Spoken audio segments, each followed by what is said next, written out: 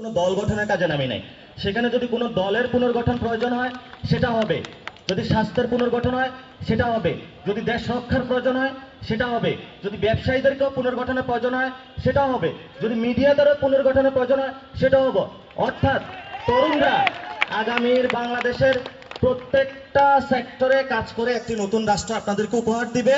এবং আমরা কেন নতুন রাজনৈতিক বন্দোবস্ত বলছি, আমাদের ৭১-এ যে রাজনৈতিক বন্দোবস্ত ছিল সেটা ব্যর্থ হয়েছে, ৯০-তেও ব্যর্থ হয়েছে। তবে তরুণরা আমরা প্রতিশ্রুতিবদ্ধ এবং আপনারাও প্রতিশ্রুতিবদ্ধ, এবার আর আমরা ব্যর্থ হতে দিব না।